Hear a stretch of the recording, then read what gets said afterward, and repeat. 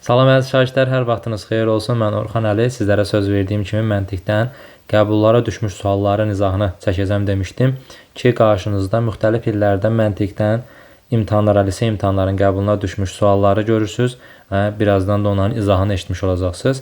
Təkcə qəbul sualları deyil, həmçinin liseyə hazırlıq kitabları və düşmə ehtimalı çox ola bilən suallar hansılarsa onları sizlər üçün seçib hazırlamışam bir PDF formasında və indi isə izahını eşitmiş olacaqsınız. Tam 20 dənə sualın.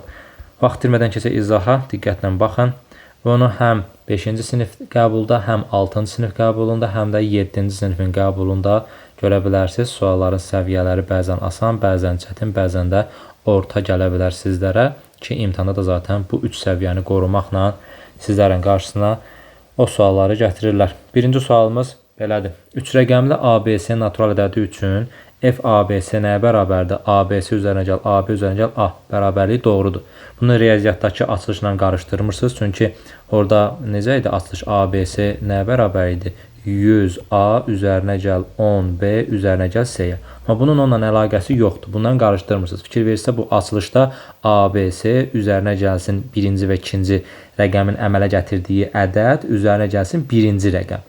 Yəni burada görürsünüz üzərinə C gəlmək məsələsi yoxdur. Yəni bunu yazdım ki, yuxarıdakı hissə ilə qarışdırmırsınız. Sizə şərti olaraq belə deyək, yeni bir düstur verib.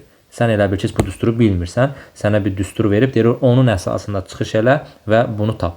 Hətta bir dənə rəqəmlə, ədədlə ifadə olmuş formasına verir. 140 mötərizənin içərisində olanda nəyə bərabər olur? Fikir verin. Görürsünüz, burada yazmışda ABC. İndi 140, buraya yazıb 140. Üzərinə gəlsin nə? Birinci və ikinci rəqəm. Birinci və ikinci rəqəmdən 14 ədədi yaranır deyə 14 yazıb. Üzərinə gəlsin ilk rəqəmi, yəni 1 bərabər nəyə? 155-ə. İndi mənə deyir ki, f ABC bərabər 500 olduğuna görə C rəqəmi neçədir? ABC-nin qiyməti elə bir ədəd olmalıdır ki, o 3 dənəsinin cəmliyində gəlib 500 qiymətini alasan. Sən də məntiqlə düşünürsən ki, mən indi birini deyəcəm, 1 ilə başlayın. Yəni 100 neçə yaza bilmərəm bura. Niyə? Çünki 100 neçənin üzərinə 2 rəqəmli ədəd, yəni artıq bu birinci rəqəmlə ikinci rəqəm götürəcəyinə görə 10 neçə olacaq. 100 neçənin üstünə 10 neçə gəndə gəlib 500-ə çata bilərsənmi sən? Əsla çata bilməzsən. Ona görə nə 100-lüklərdə, nə 200-lüklərdə, nə 300-lüklərdə bir qiymət götürə bilməzsən. Çünki cəm gəlib 500-ə çatmır. Sən yalnız və yalnız düzdür 500-ə götürə bilməzsən, yalnız və yalnız 4 ilə başlayın. Yəni 400-lərdə bir ədəd götürə bilərsən. Niyə? Çünki 400-lərdə bir ədədin üzərinə 40 neçə gələndə, çünki birinci rəqəmdən istifadə olunur. 40 neçə gələndə gəlib 500-ə çata bilərsən.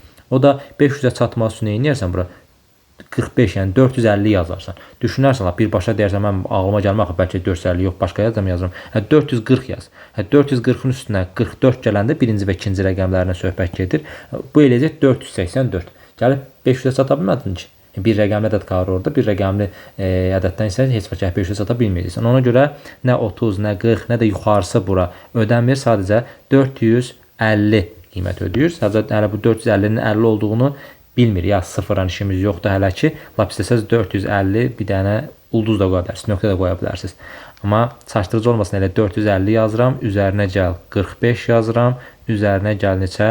4 yazıram. Niyə? Çünki ilk rəqəmi götürməli idin. Mən də götürdüm. Bunları cəmləsəm elə 499. Yəni burada C-nin qiymətinin o qədər də bir funksiyası olmadığına görə rahatlıqla indi dəyişə bilərsən. 1 də qoyarsan, 2 də qoyarsan, 3 də qoyarsan, amma hansı qiymət ödəyirsə təbii ki, sənə o lazımdır. 0 ödəmədiyinə görə mən gətirib bura nə qoymalıyam? 1 qoymalıyam. 451-in üstünə 45 gələndə eləyir 496, üstünə də 4 gələndə eləyir neçə? 500. Həqiqətən də ABC cəminin, ABC-nin daha doğrusu 500 olması üçün bu ABC-nin yerində 451 ədədi yazılmalıdır. 451-i buradakı verilən ifadə kimi parçalayanda olur 451 üzərinə gəl 45 üzərinə gəl 4. Bunun cəmi isə 500-ü vermiş olur. Bu birinci sualımız. Gəldi ikinci suala. Cavid və Orxan hədəf lövhəsinə, burada cavabımız oldu B bəndi 1. Hədəf lövhəsinə ox ataraq öz aralarında oyun oynayırlar. Onlar mavi hissəyə vura bilsələr 10 xal, qırmızı hissəyə vura bilsələr 8 xal, sarı hissəyə vura bilsələr 6 xal qazanacaqlar. Zaten burada da göstəribdir. Hədəf lövhəsinə vura bilməzlər 0 xal qazanmış olacaqlar, lap yaxşı. Oyunun sonunda Cavid 12, Orxan 10 oxu hədəf lövhəsinə vurmuş və Orxan daha çox xal qazanmışdır. Ümumi neçədən ox atılar bilmirik, lazım da deyil, amma ümumilikdə bilirəm ki, Cavidin 12 oxu gəlib dəyibdir. Yəni bu hədəf lövhəsinə hər hansısa bir hissəsinə. Orxan isə 10 dənə oxu gəlib dəyibdir. Buna görə Cavid mavi hissəyə ən çox neçə ox vura bilib deyir və Orxan daha çox xal qazanıb. Fikir verirsə, Cavid 12 dənəsini vurub, Orxan 10 dənəsini vurub, amma Orxan Caviddən daha çox xal qazanıbdır. Yəni bu vuranda daha dəqiq atışlar yerinə yetirib və daha çox xal olan hissəyə atışlar eləyib deyə Orxan daha çox xal qazanmış olur. Məndən Cavidin mavi hissəyə ən çox neçə ox vura bildiyini soruşursa, mən nə etməliyəm? Orxanın balını, topladığı xalı ən yüksək götürməlisən. Tutaq ki, deyirəm, Orxan 10 atışın 10'unu da 10 xallığa atsa, qazanır cəmi 100 xal. Çünki sən bunun maksimumunu götürməlisən ki, Cavidin də mavi hissəyə ata biləcəyi maksimum ox sayını tapa biləsən. İndi burada desən ki, Cavid 9 dənəsini atıb, indi variantlara da baxa bilərsən də. 9, 8, 7, 6-dır. Tez yerinə yazıb yoxlayırsan. 9 dənə ox atsa, Cavid 10 xallığa, mavidən söhbət gedir də, 10 xallıqdır mavi. Olur 90 xal. 90. Yerdə qalır nə? 3 dənə atışı, düzdür? 9 dənə atışın 10 xallıqdan hesablasan 90 xal eləyir. Yerdə qalır 3 dənə, çünki 12 dənə ox atmışdı axı.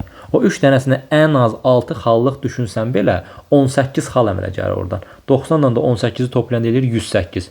Cavidin xalı Orxanın xalından çox oldu axı. Olmaz. Yaxşı deyərsən ki, 9 olmadı, qoy 8 olsun. Cavid 8 dənə 10 xallıq atsa eləyir 80. Yerdə qalıb 4 dənə atışı. 4 dənə atışı da 6 dənə, yəni 6 xala ən azı götürürəm hələ. Ən azı 8 götürsəm yenə çoxdur. 6 ən az xallığı götürsəm belə 24 xal qazanır və 80-dən 24-ün cəmi eləyir 104. Yenə də Cavid Orxandan çox xal toplamış olur. Bu isə şərtə ziddiyyət təşkil edir. Orxan çox xal toplamalıdır. Daha sonra 8 də olmadı, 9 da olmadı. İndi 7-ni yoxlayırsan. 7 dəfə 12 neçə eləyir? 84 eləyir. Üzrü sayın 12 atdığı ox sayıdır. 7 dənə düşünsən ki, gəldi 10 xallıq atdı. 7-yi 10'a vursan eləyir 70. Yerdə neçə dənə atışı qalıb? 5 dənə atışı qalıb. 5 dənə atışı ən az xallıq, yəni 6 xallıq hesaplasan belə 30 cəm 100 eləyir. Bu dəfə Cavid Orxanın xalları 100 oldu. Çox olmadı ki? Yox. Deməli bu da şərtə ziddir. Mənə lazım ki, Orxan daha çox xal toplasın. Deməli Cavid mavi hissəyə ən çox 6 dənə ox vura bilər. 6 dənə. Niyə 6 dənə? Çünki 6 dənə vuranda ondan az xal toplamış olur. 6 dəfə 10'un eləyir 60. Yerdə neçə dənə ox atmaq haqqı qalıb? 6 dənəsi. Yəni 12'nin 6'sı getsə 6'sı qaldı.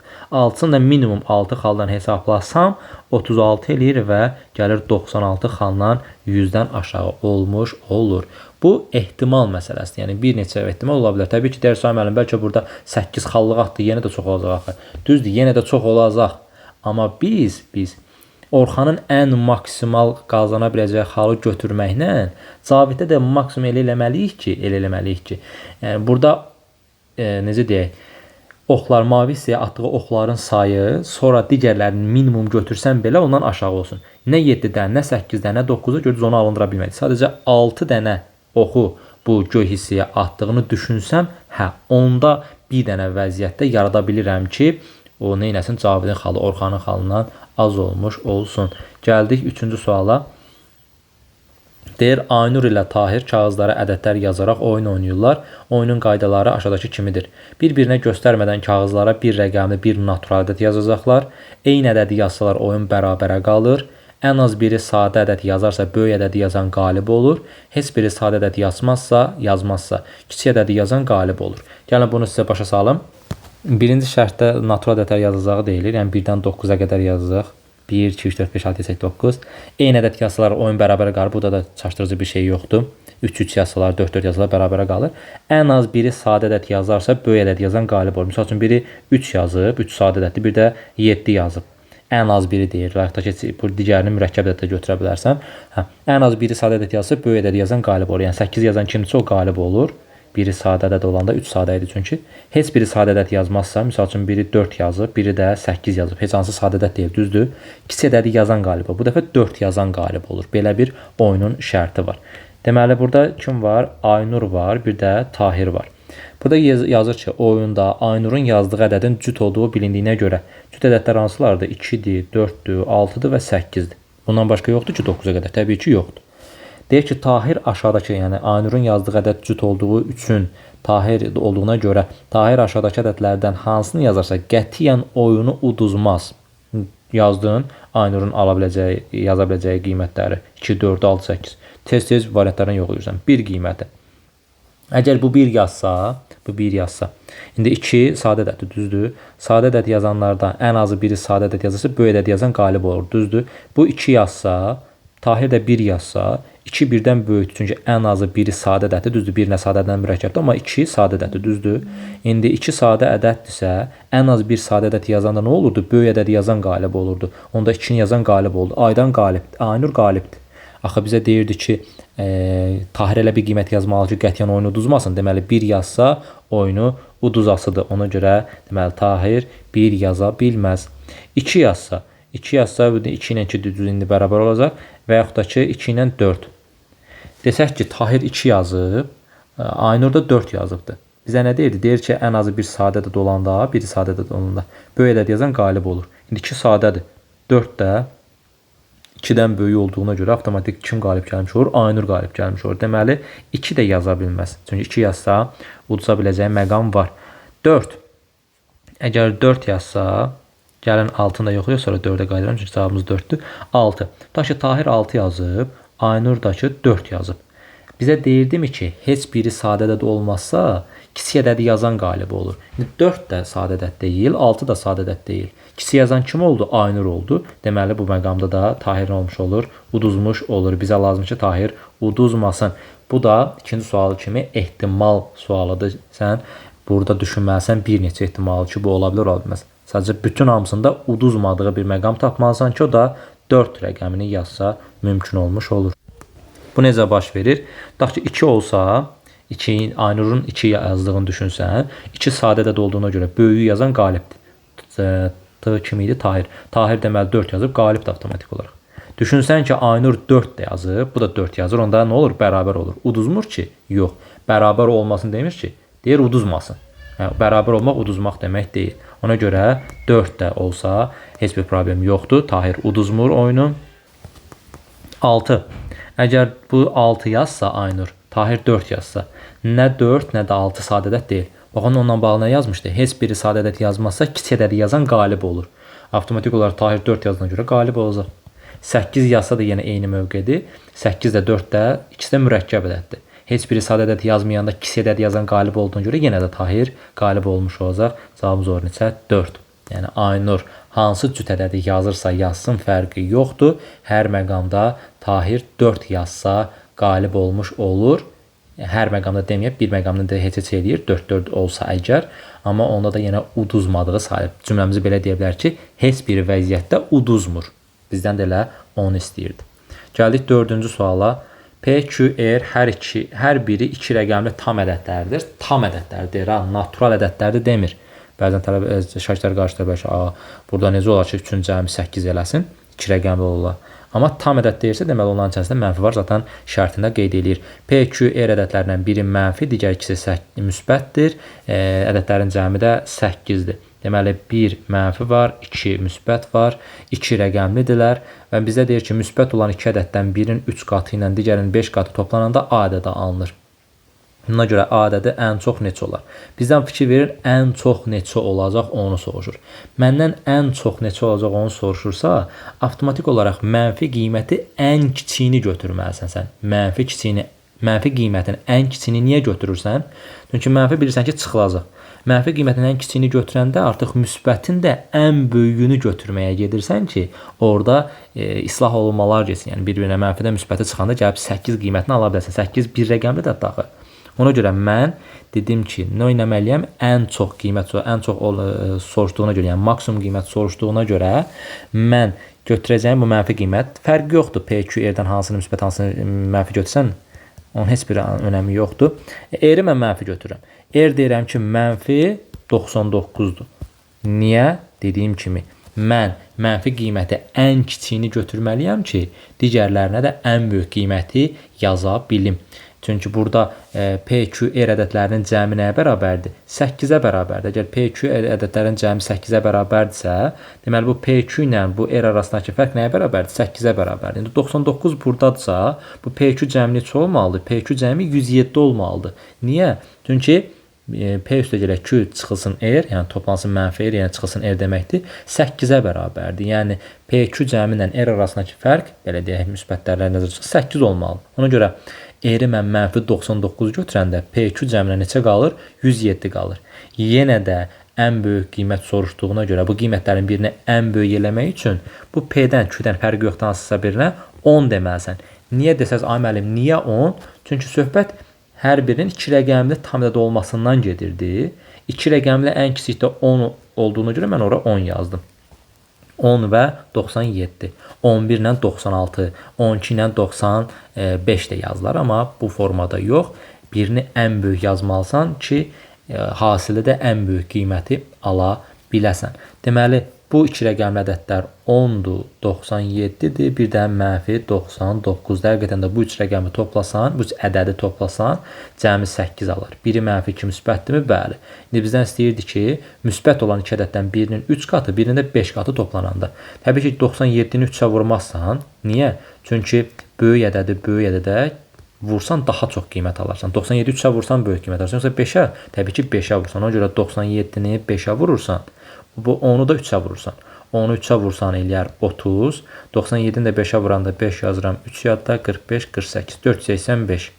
Bunların cəmi neçə eləyir? Cəmi eləyir 515. Məndən də soruşur ki, müsbət olan 2 ədəddən birinin 3 qatı, birinin 5 qatı toplananda A ədədi alınır. Bu A ədədi neçə olar? Ən çox 515 olar. Cavabımız oldu nə? B variantı. Belə yanaşmanız bu olmalı idi ki, ən birinci baxan kimi.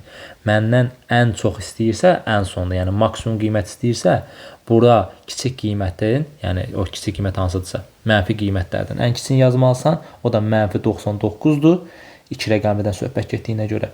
Digər yerdə qalan 2 ədədin cəmi də 107 olur. Hardan bildim? Bura mənfi 99-sa bura 107 olmalıdır ki, rəqəmlər ümumiyyətlə cəmləyəndə 8-i almış olsun. Sonra da 107-ni parçalamaq lazım idi. Niyə 10 və 97 kimi böldüm? Çünki ən kiçiyi 2 rəqəmli ədədimiz 10-dur, müsbətlərdən söhbət gedir. Digərində 97 saxlamalısan ki, hasil gəlib ən böyük qiyməti almış olsun. Keçdik 5-ci suala. Çox maraqlı və qəşəng suallardır. Hamısını bir-bir diqqətlə qulaq asın.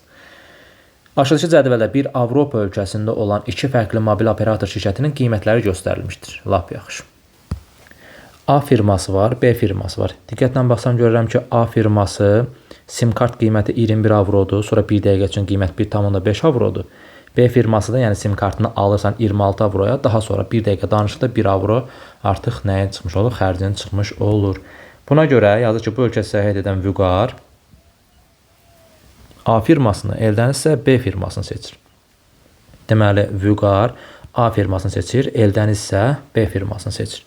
Onlar ümumilikdə cəmi 1 saat danışırlar. Demir, A hərəsi 1 saat danışır. Cəmi 1 saat danışırlar. Yəni, Vüqarla Eldar ikisini toplasan bir yerdə 1 saat danışırlar. Gəlin, burada dəqiqənin hesablandığı üçün belə biz də ifadəmizi 60 dəqiqə deyə adlandıraq. 1 saat yox, 60 dəqiqə. Eyni şeydə saatı sadəcə çevirdim nəyə? Dəqiqəyə. İkisi də eyni miqdarda pul ödəyirlər. Hə, cəmi 1 saat danışırlar, amma ümumilikdə ödədikləri pullar bərabər olur. Deyir, bu hansı vəziyyətdə mümkündür? Və bu vəziyyətdə Vüqar Eldənizdən neçə dəqiqə çox danışmışdı? Fikir versəz, sim kart qiymətlərində də fərqlər var, eləcə də 1 dəqiqə üçün olan danışıqlarda da fərqlər var. Biz buradan nə etməliyik? Bir tənlik qurmalıyıq. Gəlin o tənliyi quraq və tənliklə də çox rahat şəkildə həll eləmiş olasıyıq.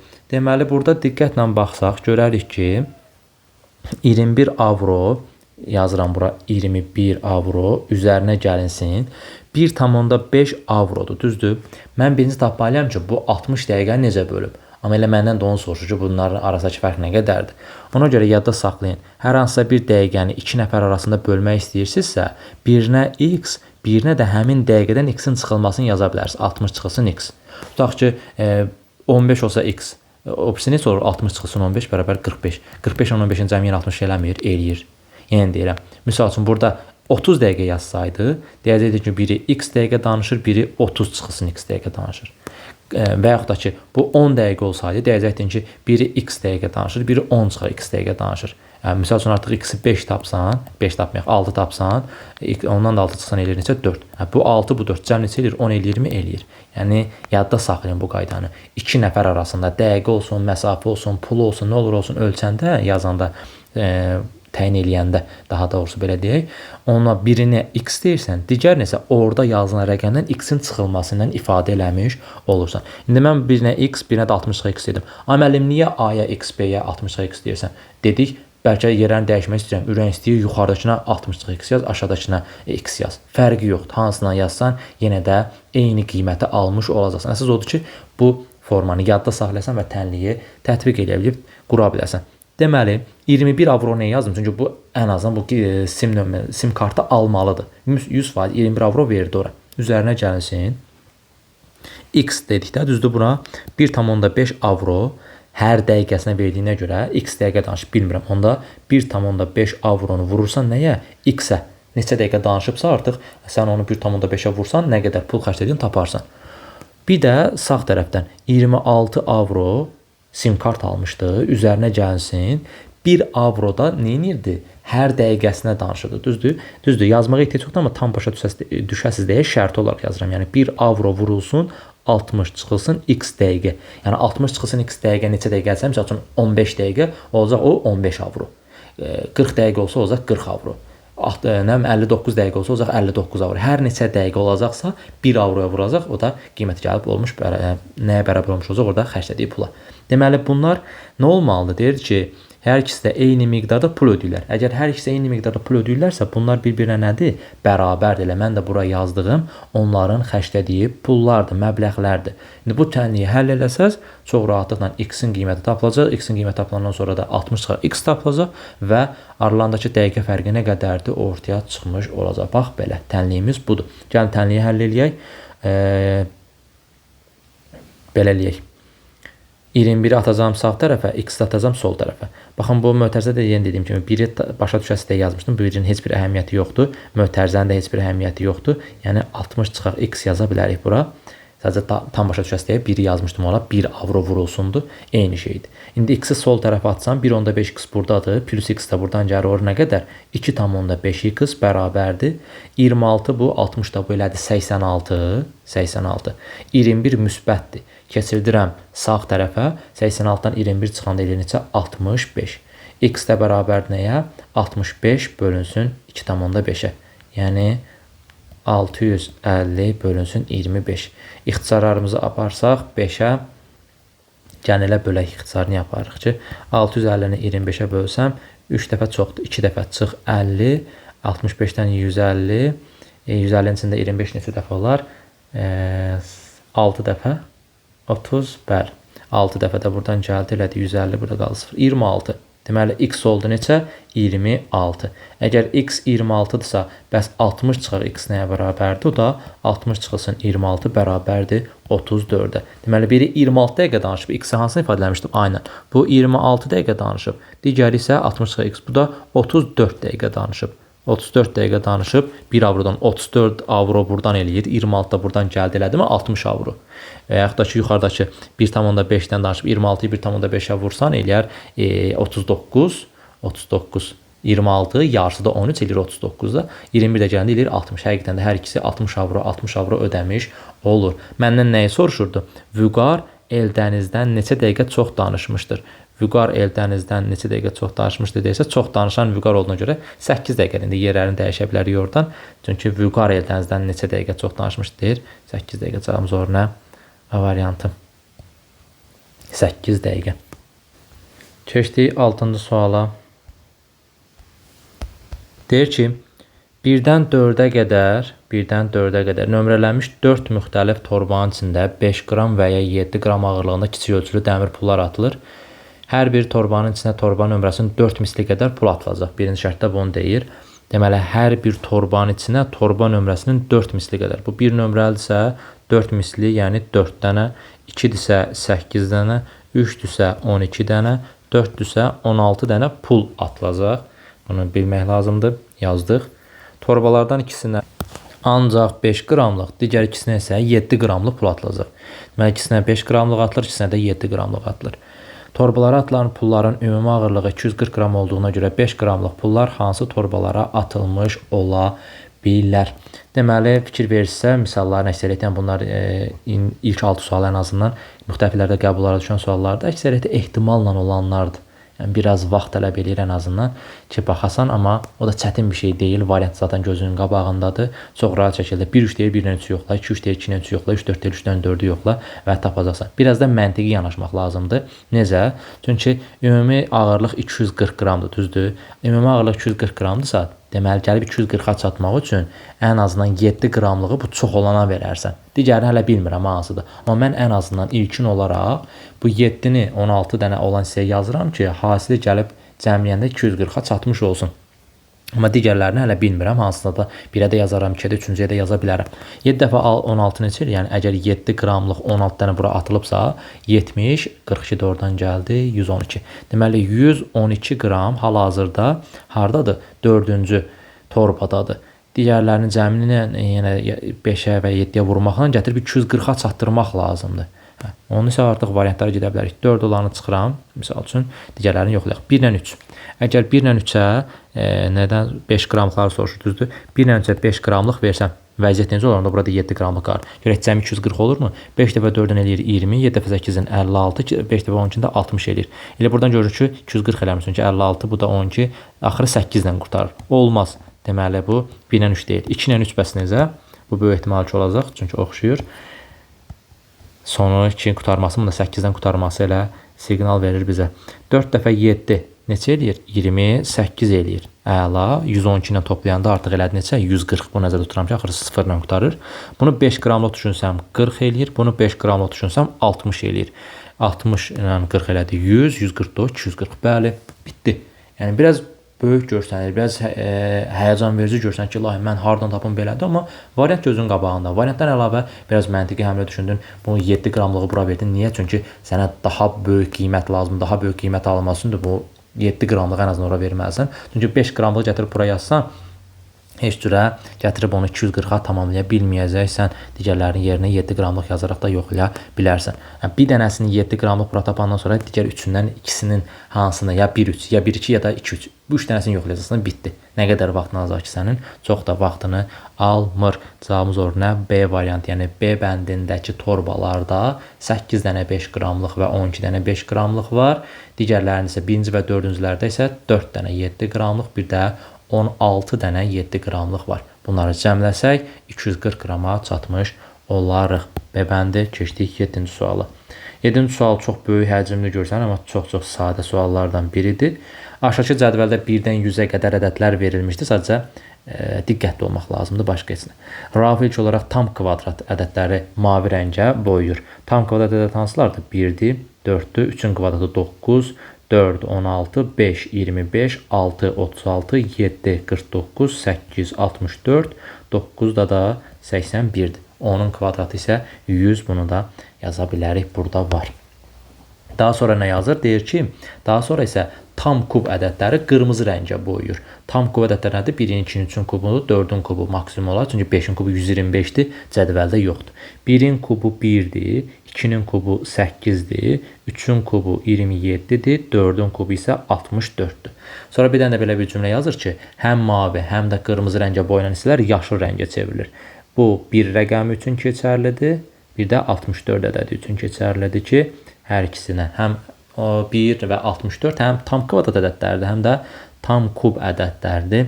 Ona görə yaşıl rəngə boyanmış olur bu hissələr. Digərləri isə olduğu kimi yerində qalır. İndi məndən soruşur ki, aşağıdakılardan hansı bu rənglərdən sonra doğru, rənglənmədən sonra doğru verilməmişdir. Yəni, müəyyən hissələri, parçaları kəsib götürür, deyir hansı uyğun olar, hansı uyğun. A bəndində 1, 2, 11, 12. Bax, bu hissəni kəsib götürür, oraya yapışdırır. Həqiqətən də doğru bir yanaşmadır. Bura yaşıl, digərləri isə heç bir rəng düşməməlidir. A bəndi doğrudur. Heç bir problem yoxdur. Sonra B bəndinə baxın, 7. Fikir verin, 7-nin yanında bir qırmızı var, bir göy var. Görürsünüz, bir qırmızı, bir mavi var. 17, 18, 19 olduğu kimi. Sonra 27-nin işarəsinə fikir verin, qırmızıdır. 28, 29 olduğu kimi yenədir. Bu da düzdür. Heç bir səhvlik yoxdur. C bəndinə baxın, 34, 35, 36 hissəsinə baxın. Həqiqətən baxın, 34, 35, 36, bu da 37. 36 nə rəngdədir? Mavi rəngdədir. Bir də aşağısında 34, 44, 54, bura 64-dür. 64 qırmızı rəngdə yox. Həm qırmızı, həm göyə uyğun olduğuna görə yaşıl rəngdə verilməli idi. Elə səhvimiz hansı variantdadır? C variantındadır. D bəndində isə 61 olan hissədən veribdir. O da bax buradakı hissədir. 91, bax bu hissə. Kəsdiyim 4-ün 4-ü. Diqqətlə baxsaq, həqiqətən bir dənə yaşıl, bir dənə də mavi rəngli hissə var ki, o da qeyd olunub. D bəndində heç bir problem yoxdur. Səhv C bəndində idi. Bura yaşıl rəngdə olmalı idi. 64-ü ifadə edən rəqəm. Gəldik 8-ci suala, faiz sualıdır. Onlayn təhsil platformasından istifadə zamanı Eldarın tabletindən bateriyadan istifadə faizi verilibdir. 10 dəqiqə video baxırsa 5%, 1 saat canlı dərsə baxırsa 12%, nəsə 2 dəqiqə animasiya 10 sual test qarşısına neçə faiz getdiyini yazır. Deyir ki, Eldar platformaya qoşuldu. Tabletin 87% idi bateriya faizi. 87% qoşularkən var imiş. Əvvəlcə 1 saat canlı dərsə qoşulur. Bura qədər xətt çəkirəm, gözləyirəm. 1 saat canlı dərsə qoşulur. 1 saat canlı dərs üçün ona nə qədər enerji lazımdır? 12%. Lazım deyirsə, yəni 12% artıq getdi. Yerdə qaldı nə qədər? 75%. 75% enerjimiz var. Sonra isə nə edir? Həmin mövzu ilə əlaqəli 20 dəqiqə video, 20 dəqiqədə animasiya izləyir. Gəlin bir-bir eləyək. 20 dəqiqə video. Mən bilirdim ki, 10 dəqiqə videoya baxmaq 5% apar. 10 dəqiqə baxmaq 5% isə bəs 20 dəqiqə baxmaq nə qədərdir? 10%. 10% də buradan getdi. 20 dəqiqə videoya baxdı. Sonra 20 dəqiqədə animasiya izləyir. 2 dəqiqə animasiya 1,5%-dirsə, 20 dəqiqədə 15%-dir. Bunu tənasüblə yaza bilərsiniz və ya da ki, görsəndə 2 dəqiqə animasiya.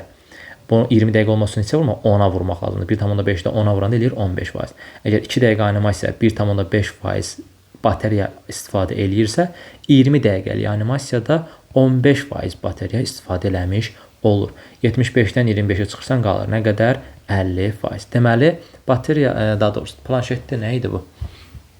Tabletinin, planşetinin 50% enerjisi qaldı bunlar eləyəndən sonra və məndən nə istəyir?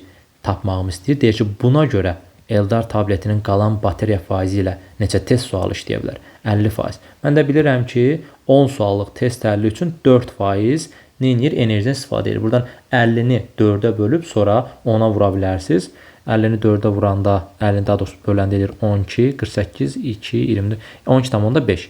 50-ni 4-ə bölün, edir 12,5. 12,5-də vurursan 10-a, çünki hər 12,5 hissədə 10 sual həll eləyirdi. O da eləyir 125 dənə sual. Yəni ki, belə də elə bilərsiniz, tam bölünməsi üçün 4%, düzdür? 50-in içində neçə dənə 4% var? 12 dənə. 12 vursan ona eləyir 120 sual. Yerdə qaldı tabletin 2%. 10 sualı 4% isə 2% üstündə 5 dənə sual cavab edə bilər. 120 o, 5 də o, cəmi yenə 125-i vermiş olur. 9-cu sualda deyir ki, verilən variantlarda fiqurların birinin fərqli istiqamətlərdən görünüşü aşağıda verilmişdir. Sağdan, öndən və üstdən. Bu fiqur aşağıda hansıdır? Misal üçün, A bəndinə baxıram, sağdan baxanda, sağdan görünüş bax burada. Sağ tərəfdən baxanda fikir verin, ortasında bax, burada belə bir işarə olsaydı, kvadrat olsaydı, götürərdim onu. Amma fikir verin, buradan durub baxanda sağdan görünüşü bunun bu formada olur. Bax, bu formada olur. Amma sağdan görünüşü o formada vermədiyinə görə deməli bu A bəndi ola bilməz. Sonra B bəndinə baxıram. B bəndində sağdan görünüş oxşuyur. Fikir verin. İndi biraz burada olmasa, burada olmaması sizi çaşdırmasın. Amma sadəcə sağdan görünüşdən baxanda ümumi olaraq bax, durursan buradan, durub baxırsan. Oradan durub baxanda həqiqətən də bu fiquru, baxın bu 1, bu 2, bu ikisi, bir də bu 1, bu da bu 2, bir də bu 1 ikisini görmüş olursan. Yəni bu formada, L formasını görmüş olursan. Deməli B bəndi sağdan hissəsi uyğundur. Bəs öndən, indi öndən daha rahat görəcəksiniz. Baxın, öndən baxanda bir bu hissəni, bir də bu hissəni görsən. Gördün? Bax, bu söhbət bu ikisindən gedir. Bu ön hissə, bir də bu ön hissə. Üstəndə heç nə yoxdur, bu ikisini görsən. Gördün, ön hissəsi də doğrudur, əla. Üstdən baxanda isə həqiqətən də fikir verin, burası boşdur, boşdur. Sağ və sola boşdur, sağ və sola boşdur. Digərləri yerindədirmi? Bəli, yerindədir. Amma mən burada 2 dənədir, olsun da. Sən üstdən görünüşdə baxanda bax, bu hissəni görəcəksən. Onun artıq 2 dənə olmasını, 1 dənə olmasını önəmi qalmır. Elə cavabımız olacaq nə? B variantı. C bəndinin səhvi bax, buradakı boşluğun üstdən baxanda burada olmamasıdır. Sonra D bəndinin səhvi isə sağdan baxanda, baxın, ən sağda. Sağdan baxanda ən sağda 2 dənə üstü olmalıdır da ortada veribdir deyə olmaz. D bəndə çıxırsan. Cavab qalır nə? B variantı. Bir qrup uşaq öz aralarında oyun oynayırlar. Oyunun qaydasına görə bir üzü qırmızı, bir üzü yaşıl olan plastik kart havaya atılır. Qırmızı üz düşərsə oyunçu 2 kart qazanır, yaşıl üz düşərsə 1 kart itirir. Oyuna 60 kart ilə başlayan uşağın 3-cü atışın sonundakı kartların sayı aşağıdakılardan hansı ola bilməz? 60 kartla başlayır. 1, 2, 3 oyunda gedir. Fikir verirsiniz. Mən qəbulları araşdıranda gördüm. Əksəriyyəti bax bu formada, bu modeldə olan suallar olduğuna görə elə üstünlüyü də bugün bu izahda ehtimalla olan hissələri verirəm. Yenə də düşünməlisən ki, variantlardan hansı ola bilər? Görürsən, hansı ola bilər, hansı ola bilməz, hansı daha çox uyğundur və bu tipli sualları görürsünüz. Deməli, 63 xal qazana bilər. Necə qazana bilər? Əgər kartı atsa, havaya yerə düşəndə yaşıl üz düşsə, qırmızı düşəndə 2 xal qazanır, düzdür? Qırmızı düşsün, sonra da yaşıl düşsün. Qırmızı düşsə 2 kart gəldi, yenə qırmızı 2 kart gəldi, yaşıl düşdüyünə görə 1 kart çıxdı. Elə neçə? 64, bir də çıxanda eləyir 63. Gördünüz, 63 ilə bitə bilər. Sonra deyir 60 xal. Qazana bilər onda. Niyə? Bir dənə qırmızı atsın, plus 2 gəlir. Sonra yaşıl atsın, minus 1, yaşıl atsın, minus 1. Elə qazandığını da itirir, qutarı getdi. 60 da ola bilər. 57 də ola bilər. Necə? Yaşıl atsın, biri çıxsın, yaşıl atsın, biri çıxır, yaşıl atanda biri çıxır. Qalırına qədər 57 dənə. Amma 59 heç cür qala bilmir. Birinin çıxsa 2 dənə qırmızı olsa yenə 60-a gəlir. 2 dənə qırmızı olsa, 2 dənə yaşıl, bir dənə qırmızı olsa avtomatik olaraq 60-a gəlir. Heç cür 59 kartla oyunu tərk eləyə bilmir. Ona görə cavabımız olur nə? C variantı. Bizdən onu soruşur ki, hansını tərk eləyə bilməz. Gəldik 11-ci suala. Eyni düz xətt üzərində yerləşən K ilə MP şəhərləri arasındakı məsafələr kilometr olaraq aşağıdakı cədvəldə verilibdir. Deməli, kilometrlər verilibdir. Cədvəldə iki şəhərin kəsişməsində yazılan ədəd həmin şəhərlər arasındakı məsafəni göstərir. Yəni, baxın, burada K ilə N-in kəsişməsində 120 yazır. Deməli, bu arasındakı məsafə 120 kilometrdir. Və ya ki, M ilə P-nin kəsişməsindən 700 yazır. Deməli, onlar arasındakı məsafə 700-dür. 700 kilometrdir. Şəhərlərin sıralanışı müvafiq olaraq P, L, K, N, M şəklində olarsa, deməli, P, L, K, sonra N və M şəklində olarsa, sıralanış bu formadadır. K və M şəhərlər arasındakı yolun uzunluğunu tapın deyir. Bizə nə verib cədvəldə onu yazacağım. N ilə K arasında 120 kilometrdir. Deməli, bax, bu hissəyə yazıram. N ilə K arasında 120 kilometr məsafə var. Sonra N ilə L arasında 280-dir. LN 280-dir. Buraya yazıram 280. Avtomatik olaraq onda LK-ya nə qalır? Düzdür, önəmli deyil tapmamız, amma tapaq. Burada 160 olmuş olur. Çünki LN 280-dirsə, KN 120-dirsə, burada qalır 160 kilometr. Daha sonra nə var? P ilə M var. PM 700 kilometr deyir. P ilə M arasındakı məsafə nə qədərdir? 700 kilometrdir. Yəni, ən başdan ən sona qədər 700 kilometr məsafə var. 280 var. PL versə əla olar. Yox, PL vermir, PM verib.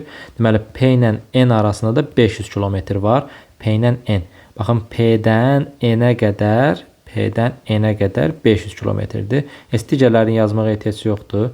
Çünki çaşdırıcılıq yaradır. PN məsafəsini yazsan kifayət edir. Amma indi cədvəldə verdiyinə görə hamısını məlumatları qeyd eləmiş oldu. Başqa nə sorursa rahatlıqla yaza bilərsiniz. Deməli, P-dən N-ə qədər 500 kilometrdir. 500 kilometrdirsə, məndən gör nəyi soruşurdu? Məndən soruşur ki, K və M şəhərlər arasındakı yolun uzunluğu nə qədər olar? K və M. Düzdür? K və M.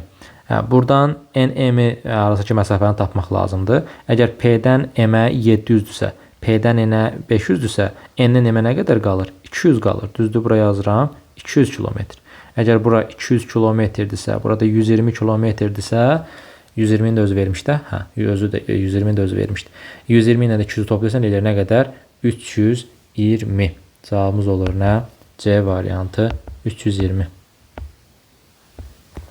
Yəni, məsafə KM arasındakı məsafə 320 km. Sadəcə cədvəldə verilən hissələri düz xətt üzərində köçürmək lazımdır. Bir də çaşdırıcı hissə K ilə MP ardıcılığı verir. Əksər şagird nə edir? Elə birincidən K ilə MP-yə düzür. Yox, səbirli olun, özü düzülüş formasını deyir. Bax, bu formada düzülüş olmalıdır. Zaten K ilə MP formasında düzəndə, bax, bu formada düzəndə uyğunsuzluq yarandığını anında görmək mümkün olur. Çünki ölçülər bir-birinə ziddiyyət təşkil eləyir. Gəldik 12-ci suala. Tapdıq onu, variantını yazdıq. Əslinin cib telefonundakı 3 proqramın hər birinin 4 saatlıq istifadə müddətində xərclədiyi internet miqdarları aşağıdakı verilmişdir. Diqqətli olun, burada şagirdlərin çaşdığı məqam hansı ola bilər? Burada 4 saatlıq istifadə müddətinə xərclədiyi internet miqdarı verir. 1 saat deyil bu 100 megabayt. 1 saat kimi düşünəndə təbii ki, alınmayacaq hesablamalarda diqqətli olun. Ona görə yaddan çıxmaması üçün elə anında nə yazdı, nə oxudun? Həmin oxuduğun cümləni bir analiz elə, bir təhlil elə ki, mən bu oxuduğum cümlədə nə tətbiq edə bilərəm, nəyi yaza bilərəm, nəyi hesablaya bilərəm. Bax, yazıb ki, sənə 4 saatlıq istifadə müddətinə xərclədiyi internet miqdarları aşağıdakı verilmişdir. Sənə 4 saatlıq lazım deyil, sənə 1 saatlıq lazımdır. Çünki həmişə hesablama zamanı ən az dəyişən üzərindən, vahid üzərindən hesablayırsan. Ondan hesablamalısan ki, 1 saata görün bu nə qədər megabayt xərcləyir. Əgər 4 saat ərzində 100 megabayt WhatsApp-a xərcləyirsə, onda 1 saata 100-ü 4-ə bölsən edir nə qədər? 25 megabayt xərcləmiş olur WhatsApp üzərindən. Sonra Instagram gəlir. Instagram 4 saata 200 megabayt xərcləyirsə, istifadə edirsə daha doğrusu, 200-ü 4-ə bölsən edir 50 megabayt. 1 saat içində 50 megabayt Instagrama gedir. Facebook isə nə yaman aparırmış? 1000 megabaytı 4 saat istifadə edir. 1000-i 4-ə bölsən eləyir nə qədər? 250 megabayt. Deməli, mən 1 saat ərzində nə qədər xərcləyirlər, nə qədər megabayt istifadə edirlər, onu tapmış oldum. 25, 50 və 250. Bu arada bir dil qaydasını da nəzərinizə çatdırım. Yəni, Azərbaycan dilində bu formada yazı düzgün qəbul olunmur. Yəni, konkret olaraq dilimizin lüğətində var. WhatsApp elə necə deyirsən, WhatsApp, V-A-T-S-A, elə də yazmalısan. Instagram yazmalısan, elə D ilə yox, T ilə. Instagram. Və yaxud da ki, Facebook demədin, yazırsan Facebook. Bitdi. Daha bu formada yazanda mənə görəcəklər ki, mən bunun yazılışını bilmirəm, elə bir şey yoxdur. Dilimizdə, lüğət fondunda artıq bu sözlərə yer verilib. Google. Biraz çox qəribə gülməli çıxır. Yazılış budur, bitdi, getdi. Google. Yəni, bunu yazarkən çəkinməyin və yaxud da ki, daha dırnaq arası verdim, cool görsənmək üçün Facebook elə İngilis əlifbasından, Instagram elə İngilis əlifbasından, WhatsApp elə İngilis əlifbasından yazmağa çalışmayın. Çünki dilimizdə artıq bu sözlər lüğət fondunda var, uzun müddətdə var və yazılış forması necəsə o formada da yazmalısınız. Nəysə, Azərbaycan dili müəllimi olanda da belə olur. Məntiqi əlaqələndirsən o hissə ilə. Deməli, WhatsApp istifadə müddəti 8 saatdır. Deməli, məlumatlar verir ki, məlum olan şeylər bunlardır. Buna əsasən bizdən bir sual soruşacaq. WhatsApp əgər 8 saat istifadə edibsə, 1 saata 25 megabayt olduğunu tapmışdıq. 1 saat 25 isə 8-i 25-ə vursan eləyir nə qədər? 200 megabayt. Buraya yazdım 200 megabayt. Instagram istifadə müddəti, Facebook istifadə müddətindən 3 saat azdır. Bayaqki misalımızda necə eləmişdik? Rəqəm bilmirik. Düzdür, indi burada da ona oxşardı, amma biraz fərqli yanaşma ilə belə deyə bilərik. Instagram müddəti, istifadə müddəti. Facebook istifadə müddəti 3 saat azdır. Sual verirəm. Facebooku nə qədər istifadə edib? Müəllim, bilmirəm. Bilmirəmə biz nə deyirik? X deyirik. Deməli, Facebooku X saat istifadə edibsə, və sonda Instagramı nə qədər istifadə edib? Instagram da Facebookdan 3 saat az olduğuna görə X minus 3 ilə də bunu ifadə etsə. Mənə nə lazımdır? Tənlik qurmaq lazımdır. Deməli, bu proseslər baş verəndən sonra deyir, əsli son həftədə bu 3 proqram istifadə edərək 1850 megabayt xərcləmiş olarsa, neçə saat Instagram istifadə etmiş olar? Tənlik quracaq. WhatsApp 200 megabaytı düzdür, 200 üzərinə gəlsin. X-3 Instagramın istifadə etdiyi saat idi, düzdür. 1 saata nə qədər idi? 50 megabayt. Ona görə yazsan 50 vurulsun, X çıxılsın 3 saat üzərinə gəl. Facebook nə qədər idi? 250 megabayt idi 1 saat. 250 vurulsun nə qədər? X. X saat nədirsə o. Bərabərdir bunların ümumi cəmi nə qədər xərcləmiş olur? 1850 megabayt. Yazsam 1850 megabayt.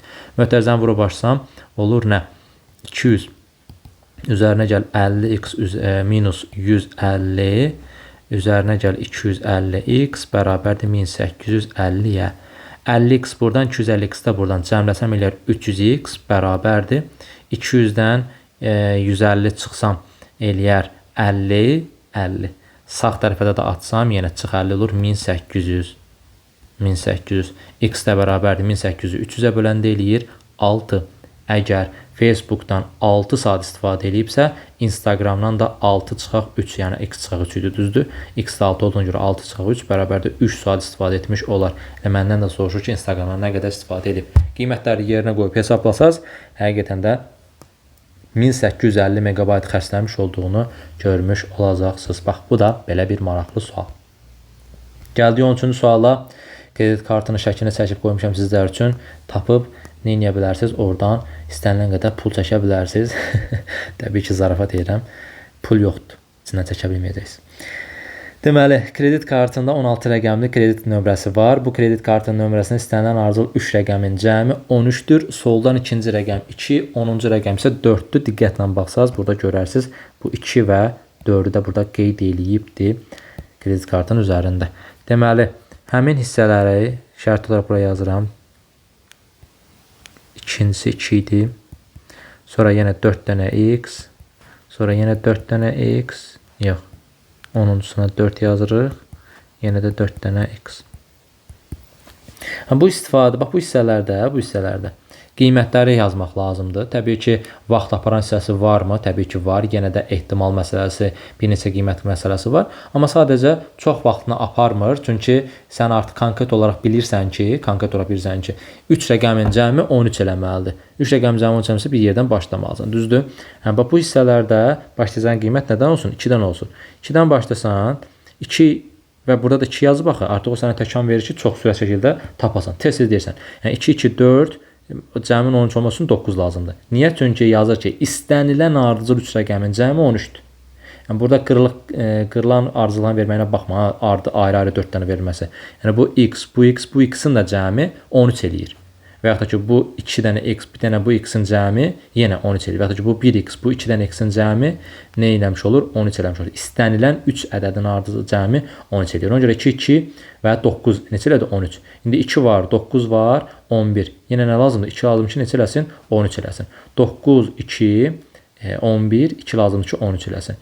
2, 2, 4, 9 lazımdır ki, 13 eləsin. 2, 9, nə lazımdır? 2 lazımdır. 9, 2, 2 lazımdır. 2, 2, 4, 9 lazımdır ki, neçə eləsin? 13 eləsin. Amma burada bir dayanırıq. Niyə? 2, 9 və 4-ün cəmi neçə eləyir? 15 eləyir. Axı deyirdi ki, ardıcıl iki ədədin cəmi 15 eləməsin, 13 eləsin. Hamısı 13 eləyir. Burada deməli əsas məsələ hardadır? Bax bu hissədədir.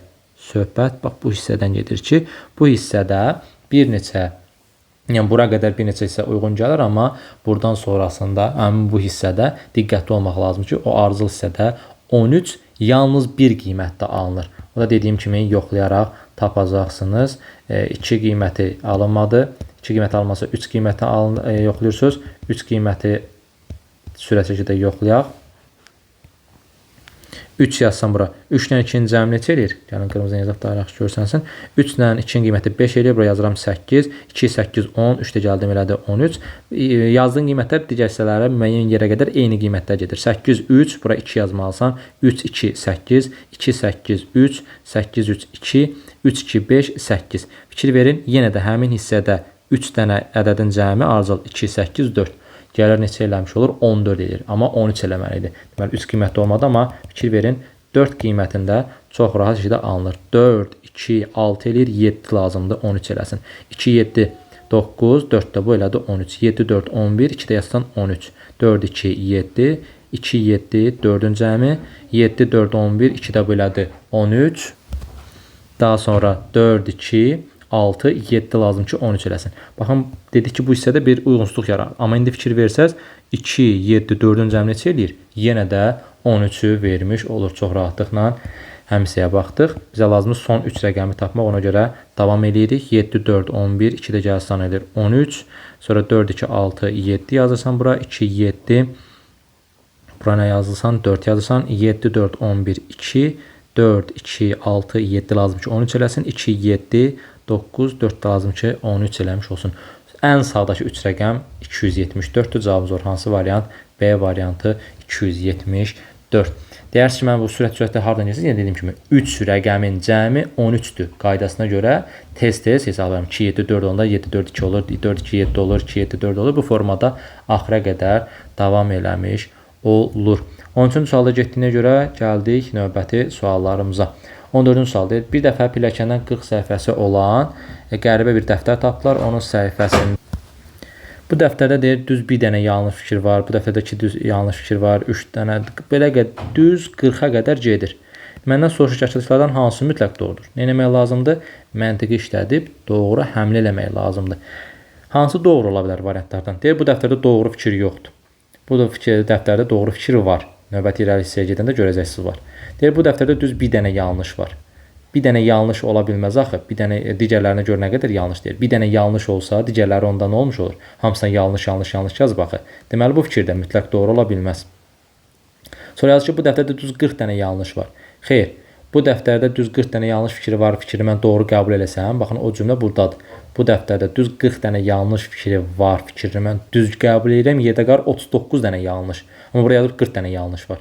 Yox, deməli, bu dəftərdə düz 39 dənə yanlış var. Yəni, bu 40-dan əvvəl nə yazılır? Yazılır ki, bu dəftərdə düz 39 dənə yanlış fikir var, düzdür? Həqiqətən də doğru yanaşmadır.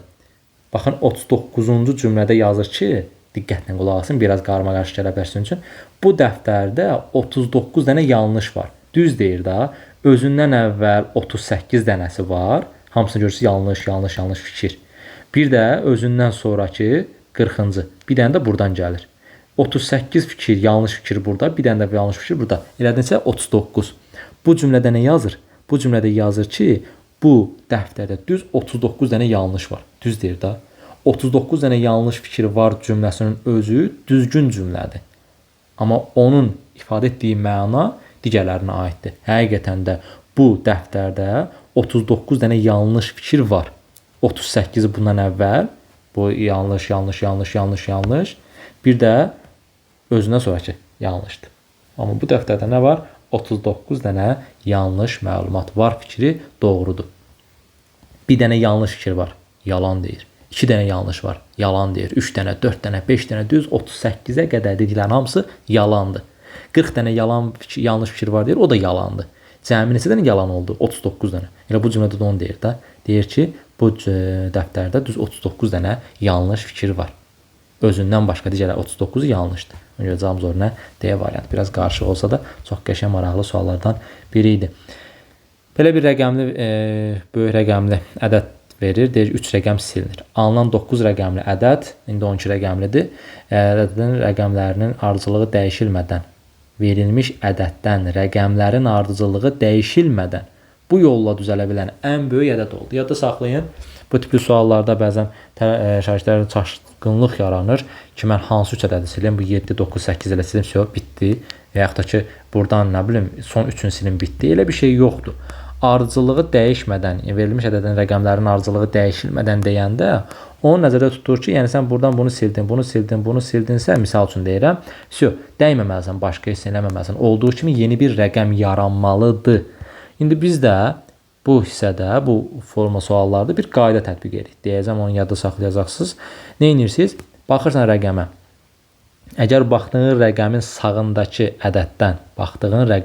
sağındakı ədəddən kiçiksə onu silirsən. Kiçik deyilsə saxlayırsan. Baxıram indi 7-yə.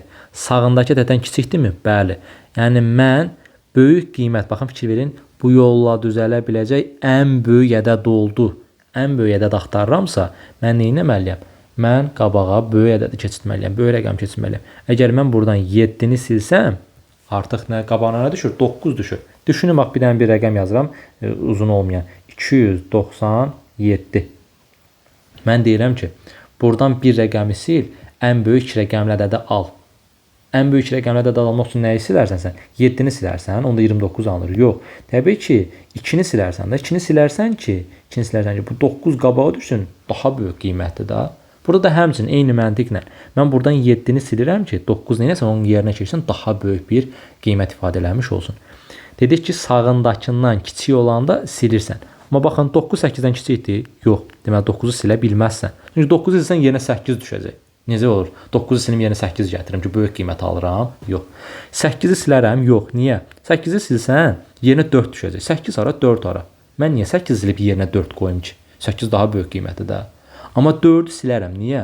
Çünki mən 4-ü buradan silsəm, yerinə 6 düşəcək. Mən nə deyirdim? Sağındakı ədəddən kiçikcə onu silirsən. Əla, bunu da sildim. Daha sonra 6-ını silə bilərəm? Yox. Görürsünüz, 5-dən kiçik deyil. 5-i silə bilərəm? Yox. Niyə? 3-dən kiçik deyil. 3-ü silə bilərəmmi? Bəli. 3-ü silsəm, yerinə gəlib 9 düşəcək. Yəni düşünün də hansı rəqəmi silsəm yerinə daha böyük gələr, onu silməlisən. 3 rəqəm dediyinə görə artıq o tərəfə getmirəm. Buradan da 3-ü silirəm, bitdi. Sildiyim rəqəmlər 7-dir, 4-dür, 3-dür. Onların hasilini istəyirdi. 28, 3-ə də vuranda edir 84. Cavabımız olur nə? A variantı. 4 rəqəm desəydi tutaq ki, davamı gətirərdim. 9-u silmərəm, çünki yerinə 6 düşəcək. 6-nı silmərəm, yerinə 5 düşəcək. 5-i silərəmmi? Bəli, 5-i silərəm. Niyə? Çünki 5-i silsəm yerinə 9 düşəcək. Bu formada gedərdim. Amma məndən soruşur 3 rəqəm sil. Mən 7-ni, 4-ü və 3-ü silib yerində 986 min, daha doğrusu 986 milyon 596 min 598 ədədini almış oldum. Belə bir qiymət alındı. Düzdür, alınan rəqəm bizə, ədədin bizə heç bir önəmi yoxdur. Sadəcə məntiqi bundan ibarətdir ki, sən hər hansısa bir rəqəmlər, ardıcıllar, rəqəmlər toplusundan müəyyən qiymətləri silib daha böyük qiymət almaq istəyirsənsə, məntiqin bu olmalıdır. Sağındakı ədəddən kiçiksə silirəm. Sağındakından kiçik deyilsə silmirəm. Ona görə 7-ni sildim. Niyə? Sağındakı 9-dan kiçikdir. 4-ü sildim. Niyə? Sağındakı 6-dan kiçikdir. 3-ü sildim. Niyə? Sağındakı 9-dan kiçikdir. Digərləri kiçik deyildim. 9-u niyə silmədim? Çünki 8-dən kiçik deyildi. Ona görə silmədim. Belə, çox da uzatmayayım. 16-17-ci suallar. Deyir ki, piyada yolu var, 12 metr, qumlu sahə var, çınqılı sahə var, dəniz var, bir də BS və SD arasında 7 metr, 9 metr ərazi verir. Deyir şəkildə, şəhər kənarında uzunluğu 12 metr olan piyada yolu, bu yola paralel olan 9 metr qumlu sahə, eni 7 metr olan çınqılı sahə var, lap yaxşı. X piyada yolunu saniyədə 3 metr, qumlu sahədə saniyədə 1 metr, çınqılı sahədə saniyədə 0.2 metr sürətlə irəliləyə bilir. Yəni, 1 saniyədə 1 metr, 1 saniyədə 3 metr, bir də 1 saniyədə 20 sm irəliləyə bilir. Onu qeyd eləyir. Və buna əsasən bizdən bir sual soruşur ki, verilənlərə əsasən A nöqtəsindən C nöqtəsindən yalnız qumlu sahədən keçərək ən az neçə saniyə çatmaq olar? Yalnız qumlu sahədən keçərək dediyinə görə sən artıq qoçaq olub düşünməlisən ki, mən A-dan C-yə yalnız qumlu sahədən keçmək üçün nə etməliyəm? Buradan belə bir diaqonal çəkməliyəm. Diaqonal. Niyə? Çünki sən buradan A-dan B-yə bura gəlsən, o piyada yoludur. Axı piyada yoluna gedə bilməzsən. Sən deyir ki, A-dan C nöqtəsindən yalnız və yalnız qumlu sahədən keçərək. Deməli, bax, bu hissədə qumlu sahə olduğuna görə, bax, bu iki aralıq qumlu sahədir zaten yazılıb orada. Qumlu sahə olduğuna görə mən nə etdim? A-dan C-yə bir diaqonal çəkdim. Bu diaqonal tapa bilərəmmi? Təbii ki, tapa bilərəm. Nə ilə? Pifaqor teoremindən. Yəqin ki, bilirik bunu. Pifaqor teoremindən bu hipotenuzu necə taparıq? Bilirəm ki, AB katetdir, BC katetdir. Mən katetlər verib hipotenuzu tapmağımı istəyirsə, katetlərin kvadratları cəminin kökaltısı hipotenuzu vermiş olur. 121, 981 do elədi 225, 225, 144 daha doğrusu. 144 üstə gələk 81 eləyər nə qədər? 121 nə idi? 11 gördüm yəqin ki.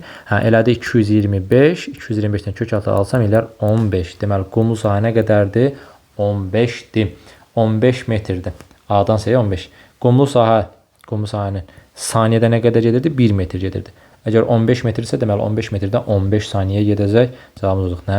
D variant. Deməli, burada əsas məntiq nə idi? A-dan C-yə bir hipotenuz çəkəsən və onun uzunluğunu tapasan, Pifaqor teoreminə görə daha sonra da 1 metrə 1 sm ona görə 15 saniyə cavabını götürmüş olasan. A nöqtəsindən B nöqtəsinə və oradan da D nöqtəsinə ən az neçə saniyə çatmaq olar? A-dan B-yə 12 metr yol var. Piyada yolu nə edirdi? Variant isimləyək. Hə, piyada yolu 1 saniyədə 3 metr gəlirdi. 1 saniyədə 3 metr gəlirsə 12 metrdə 4 saniyə gəzir. 12 3-ə bölməklə tapıram. 4 saniyə buradan gəldi A-dan B-yə. Sonra B-dən C-yə 9 metrdir və ora qumlu sahədir. Qumlu sahəni 1 metr 1 saniyə gəlirdi. Ona görə 9 metrdirsə 9 saniyədə buradan gəlmiş olacaq. Bir də qaldı 7 metrlik CD arasındakı əlaqə məsafə. Onun da qumlu sahə idi. Yox, çınqılı sahədir orada. Çınqılı sahədə nə idi? Saniyədə 0.2 metr gedir. 7 metrdir. 7 metri 0.2-yə bölsən 70 bölünsün 2 eləyir 35. Deməli 35 saniyədə oranı keçərdi. Nə edim? A-dan B-yə piyada yoldu. 12 4-ə böldüm. 3 saniyə buranı gəldi. 12 3-ə böldüm daha doğrusu. Çünki 3 metr gedirdi saniyədə. 4 saniyə buranı gəlmiş oldu. 9 metr idi. 1 metr 1 saniyə gedirdi. 9 saniyə buranı getmiş oldu. Qaldı bura 7 metr.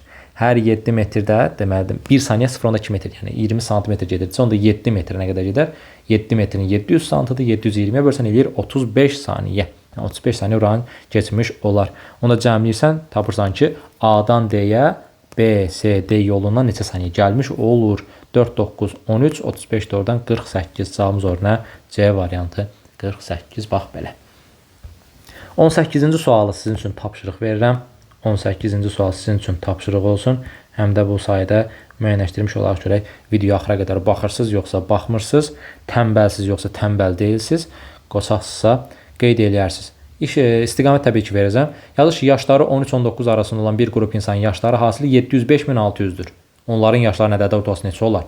Qarsan belə ki, mən nə bilim bunların neçə nəfərdilər ki, buna ədəd ortasını tapım, düzdürmü? Onun neçə nəfər olduğunu tapmaq üçünsə sizə ipucu verirəm. Nə edəcəksiniz? 705.600 ədədini sadə vuruqlara ayıracaqsınız. Yazırsan bir kənardan 705.600 bölünsün 2. Bölə gəlsən düz aşağıya. Sadə vuruqlar sağ tərəfdə hamısı düzülüb tapacaqsan. Tapandan sonra 13 və 19 yaş aralığında yarada biləcəyin qiymətlər hansılardırsa, yəni bu hissələrdə hasillərindən həmin 13-19 aralığında qiymətdə. Bax, söhbət deyirəm, 13-19-dan gedir. Misal üçün, sadə vuruqlar 2, 2, 2, 2, 2, 3, 3, 3, 3, 3, misal üçün deyirəm, 5 tapsam bu formada deyirəm. 13-19 yaş aralığında necə eləyə bilərsən? 13-19 yaş aralığında bir qiymət alsın. 2 vurulsun, 2 vurulsun, 2 vurulsun, 2 neçə eləyir? 4, 8, 16. Misal üçün, bu 4-ünü götürsəm, 13-19 yaşında bir nəfər yaratmış oldum artıq. 16 yaşlı bir nəfər. Bu formada neçəsə nəfər yaranacaq. Həmin o yaranan nəfərlərdə bölüb nə edəcəksiniz? Ədədi ortasını tapmış olacaqsınız. İstiqamət verdim. Sadə vuruqlara ayırırsan, aydığın sadə vuruqlardan da, kiçik qiymətlərdən də hasilləri 13-19 aralığında olan yaşlar düzəldəcəksiniz. Hamısını istifadə etmək şərti ilə düzəlir. Sonra tapdığınız yaşlar neçə yaşlardırsa, onları toplayıb sayına bölüb ədədi ortasını tapırsınız və yorumlarda qeyd edirsiniz. 19-cu sualda deyir ki, bir futbol oyununda qalib komanda 3 xal, məğlub komanda 0 qazanır. Oyun heç isə qurtarsa, hər iki komanda 1 xal qazanır. Lap yaxşı. Bir komanda 38 oyun oynayır və 80 xal qazanır. Bu komanda ən çox neçə oyunda məğlub olubdur? Deməli, 3x üzərinə gəl y bərabər nəyə? 80-ə. 3 xal, bir də heç heçədən ümumi nə eləyib? 80 xal toplayıbdır. Bizə deyir ki, ən çox neçə oyunda məğlub olubdur? Deməli, burada ən çox neçə oyunda məğlub olub? 9, 10, 11, 12 qiymətləri verilir. Daha sürət işləmək isə elə variant üzərindən gedəcəksiniz. 38 oyundur. Əgər onun 12-sində məğlub olsalar, yerdə nə qədər oyun qalır? 26 dənə oyun qalır. 26 dənə oyunun hamısına qalib gəlsən belə 78 xal eləyir 3-ə vuranda. 80 xal toplaya bilmirsən. Deməli, 12-sində məğlub ola bilməzlər. Əgər 38 oyunun 11-ində məğlub olsalar, yerdə qalır 27 dənə oyun. 27 oyunun 3-ünə hamısını qazansalar, yəni daha doğrusu hamısını qazansalar 27 oyunun 3-ə vuranda edir 81 xal. 80 eləmir. Mənə amma 80 xal toplamaq lazımdır axı. Yaxşı, onda bunu 26 eləyirsən. 26-ı 3-ə vursan eləyir 78. Bir dənə oyun qalır, onu heç eləyirsən. Heç eləyəndə üstünə bir gəlsən eləyir 79. Yenə 80 xal qazana bilmir. Deməli, bu ən çox 11 dənə də məğlub ola bilməz.